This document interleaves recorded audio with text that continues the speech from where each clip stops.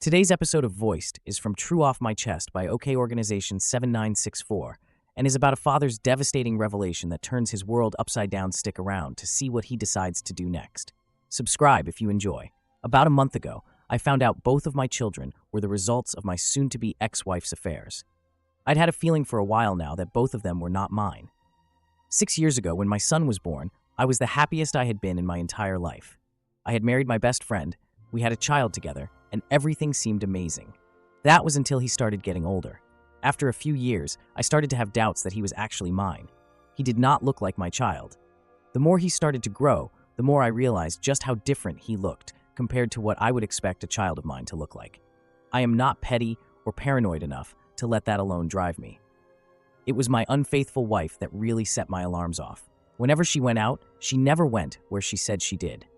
She would have huge holes in her schedule she could never explain to me. She would refuse to allow me to interact with anyone from her workplace, and a close friend of hers accused her of flirting with her significant other at the time.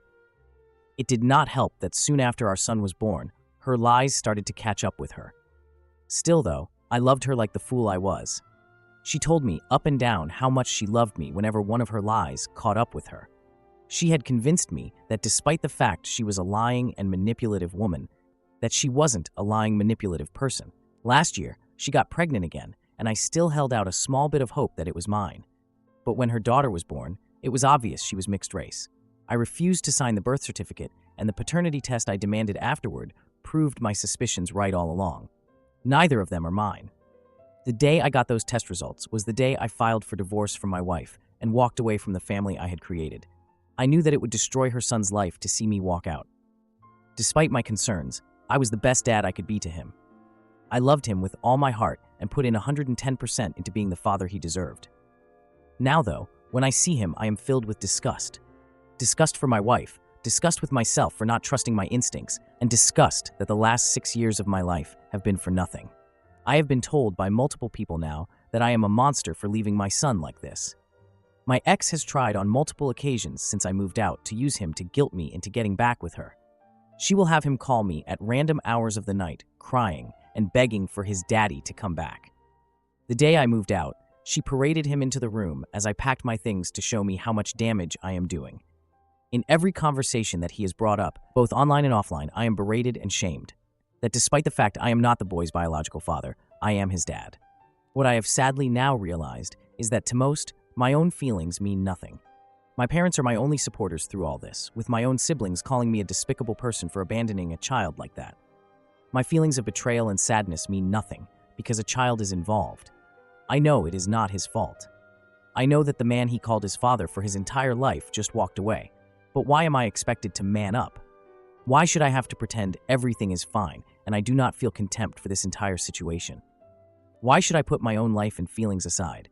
I never was the boy's father. I loved him like one and honestly still do, but I would come to hate and feel contempt for him if I had to play that role. Hate myself for not standing up and taking my own life back into my own hands. He is not my child, and even though it is not his fault, he is not my problem anymore. Edit. Wow, this post certainly blew up. Guess airing my dirty laundry accomplished something. Anyway, I've seen a few common questions, so I'll just answer them here. Her son knows the truth of why I left. I sat down and told him that I am not his father, and that his mother lied to me and cheated on me.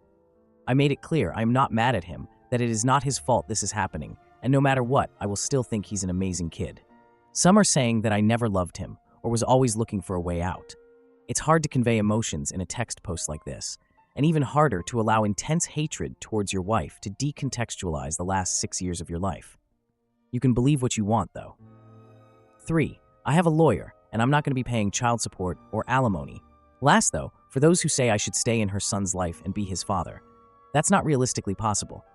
I do not hate him, but I have been cheated on, lied to, and used by a vile, self-centered person who has now caught her children up in her lies and deceit. He is a casualty of her actions, and blameless. However, it can never change the fact of the harsh reality we find ourselves in. I don't hate him, I feel so sad when I think about how he feels. But all I see when I look at him is 6 years of my life I was lied to. 6 years of my life I was used, and 6 long years of built-up doubts and frustrations with a woman who used me. There is no putting aside my hatred to try and be in his life. because the life I lived with him was nothing more than a fade cultivated by his mother.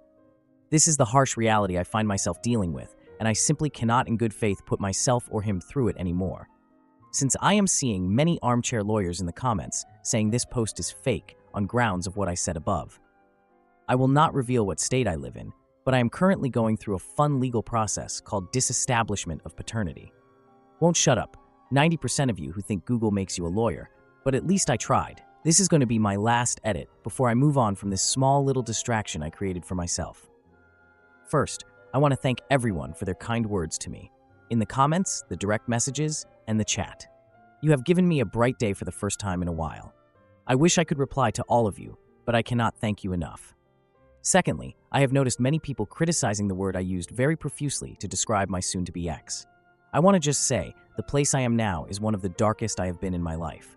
I see nothing but white-hot rage for the woman who ruined my life. Is what I said inappropriate? Is the word I used to describe her dehumanizing and vile? Yes, I will admit that, but I will not apologize for it. What I wrote here today was the truth of the world as it is for me right now. It is the raw, unadulterated stream of consciousness of a flawed man. I do not intend to try and get people to hate women or to push some misogynistic message about how women are terrible. That is not my goal here, and that is not the message of this post. I understand why people do not like the word I used here, and you know what I accept that as a valid criticism of what I did here today. I came here today to simply find some outlet for the situation I find myself in, to rant, mourn, and deal with the complex and raw emotions that have torn me apart for the last month, a place where I can freely speak my mind. And you know what? I did that.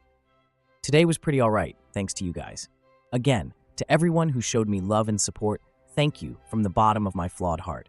To those who came here disagreeing with me but showed me respect, thank you as well.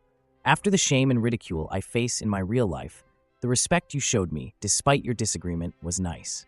So long, and thanks for all the fish. Wow, what a roller coaster of emotions this post takes us on. It's honestly heartbreaking to see someone grapple with such a profound betrayal while also trying to navigate their own feelings of disgust and loss.